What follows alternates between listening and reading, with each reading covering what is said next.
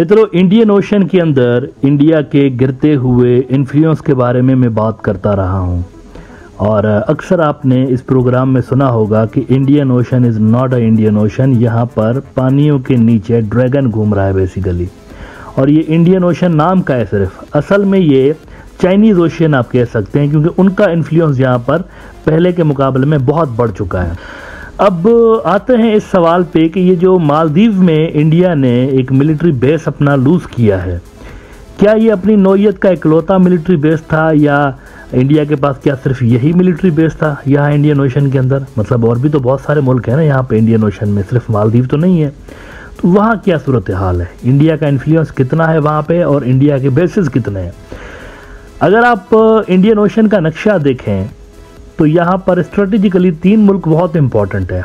एक तो मॉरिशस है, एक सेशल्स है और एक मालदीव है। मालदीव का जो बेस था ना, मालदीव की जो लोकेशन है वो सबसे अहम है, इन सारों से अहम है। तो वहाँ से तो वो धपड़धूस हो गए। लेकिन आपको ये जानकर हैरत होगी कि मालदीव के अलावा भी मोदी के आने के बाद 2 और मुल्कों में इंडिया ने बेसिस बनाने का फैसला किया था, मिलिट्री बेसिस, और खामोशी के साथ उन दोनों बेसिस पर चुपके काम उन्होंने स्टार्ट भी कर दिया था। एक तो इधर भी कर रहे थे ना मालदीव में, इसके अलावा 2 और मुल्कों में भी इंडिया बेसिस बना रहा था, मिलिट्री बेसिस। एक तो वो सेशल्स पे बना रहे थे। सेशल्स के बारे में आपने अक्सर मेरे प्रोग्राम में सुना होगा। छोटे से आइलैंड है, लेकिन आप देखें कितनी ज़्यादा उनकी अहमियत है और ट्रेड और सिक्योरिटी के हवाले से बहुत अहम ये आइलैंड्स है। सेशल्स में इंडिया ने उनको कहा था कि आप हमें मिलिट्री बेस यहाँ पर बनाने दें। सिर्फ मिलिट्री बेस ही नहीं, वहाँ पर वो एयरफोर्स जो है ना इंडिया की, उनकी भी फैसिलिटीज़ बना रहे थे। अगर आप द इंडिपेंडेंट देखें तो उस वक्त उन्होंने फरवरी 2018 में ये खबर लगाई कि India to build major military facility in Seychelles amid growing China influence, insecurities deepen in Delhi after Beijing inaugurates overseas base near one of world's busiest shipping lanes। तो इंडिया ने 2018 में सेशल्स में बेस बनाने का सोचा था, लेकिन होता यह है कि उनकी जो पार्लियामेंट है उधर तूफान मच गया, उधर भी पॉलिटिकल तूफान मच गया। बिल्कुल वही यहाँ वाला सीन हुआ मालदीव वाला। उधर भी जो अपोजिशन थी और बाकी जो सिविल सोसाइटी उठ खड़े हुए कि इंडियंस क्या करने आ रहे हैं यहाँ पे, इनको निकालो यहाँ से भाई, क्या काम है इनकी मिलिट्री का यहाँ पे। और उनकी जो पार्लियामेंट है प्रेशर में आके उन्होंने इस प्रोजेक्ट को धपड़धूस कर दिया। उन्होंने इंडिया को बोला सॉरी, हम आपको यहाँ पर बेस बनाने नहीं देंगे। उसके बाद से लेके अब तक इंडिया कोशिश कर रहा है दोबारा से उनको कन्विंस करने की, लेकिन ये हो ही नहीं सकता बिकॉज सेशल्स जो है वो बहुत ज़्यादा चाइनीज़ इन्फ्लुएंस के अंदर है। वहाँ पर इंडिया की एंट्री मुमकिन नज़र नहीं आ रही। अब तक इंडिया वहाँ पर कोशिश कर रहा है। 2018 का अगर आप द डिप्लोमेट देखें, न्यूज़ आउटलेट, बहुत बड़ा न्यूज़ आउटलेट है ये भी, इन्होंने रिपोर्ट किया अभी 2022 में कि will India try again for a military base in Seychelles, India's previous efforts to secure a base on assumption island were rebuffed as China gains ground, will New Delhi make another offer.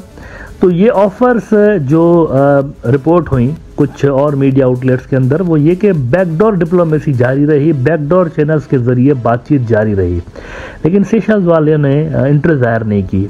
उन्होंने सामने से तो ये कह दिया कि भाई हमारे पब्लिक नहीं मान रहे, प्रेशर बहुत ज़्यादा है, हम यहाँ पर बेस आपको नहीं देंगे। लेकिन यहाँ कहीं ना कहीं चाइना का फैक्टर भी था। तो यहाँ 2 बेसिस बेसिकली इंडिया ने रिसेंटली लूज़ किए हैं। 2018 में इन्होंने लूज़ किया सेशल्स के अंदर। अगर आप मैप देखें तो ये मैप है। अगर यहाँ तीनों जगहों पे इंडिया के बेसिस होते, बहुत मजबूत पोजीशन होती है इंडिया की, वेरी स्ट्रॉन्ग पोजीशन। वो मतलब यूँ समझे कि चाइना के ट्रेड पर भी नज़र रखते, इतने स्ट्रॉन्ग होते। लेकिन 2 बेसिस उनकी आंखों के सामने धपड़धूस हुए, और ये प्योरली मोदी की डिप्लोमेटिक नाकामी है। पब्लिक लेवल पे कोई गुडविल ही नहीं है ना। अगर देखें कुछ ना कुछ गुडविल होती है अगर इनकी, तो पब्लिक में एक्सेप्टेंस होती। क्यों आता प्रेशर अंदर से, इंडिया आउट कैंपेन्स क्यों शुरू होती? तो उन्होंने गुडविल बनाने के लिए काम ही नहीं किया। इन्होंने तो सारा हिंदू राष्ट्र बनाएंगे, अपने ही लोगों को बदजिन किया हुआ उन्होंने, तो बाहर के लोगों को तो क्या खाक ये कन्विंस करेंगे कि हमें आप यहाँ पर आने दें। लेकिन तीसरा एक मुल्क ज़रूर है जहाँ पर इंडिया का एक बेस बन रहा है, और वो अब इंडिया के लिए लाइफ लाइन की हैसियत रखता है। अगर इंडिया वहाँ से धपड़धूस हुआ तो उसके लिए बहुत बड़ा प्रॉब्लम यहाँ इंडियन ओशन में क्रिएट हो जाएगा, और वो है मॉरिशस। मॉरिशस में इंडिया बेसिस अब भी बना रहा है। हाल ही में स्वराज्य ने रिपोर्ट किया, इंडियन न्यूज़ आउटलेट है, कि Indian military base in Agalega, new satellite imagery shows hangars large enough to house navy submarine hunting P-8I aircraft.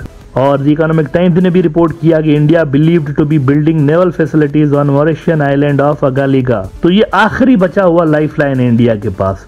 यहाँ से अगर वो आउट हुए, जिसके चांसेस बहरहाल मैं रूल आउट नहीं करता हूँ, वहाँ पर भी यही कुछ है, क्योंकि 2 में इंडिया आउट हो चुका है ना, सेशल्स में आउट हो गया, मालदीव में आउट हो गया, और श्रीलंका में तो खैर आप खुद ही जानते हैं। वैसे श्रीलंका की बेस की ज़्यादा ज़रूरत इंडिया को थी नहीं, वो खुद भी वहाँ पर मौजूद है। श्रीलंका और इंडिया में कुछ ज़्यादा फ़र्क तो है नहीं ना। ये 3 बेसिस ज़्यादा इंपॉर्टेंट थे, मालदीव, सेशल्स और मॉरिशस।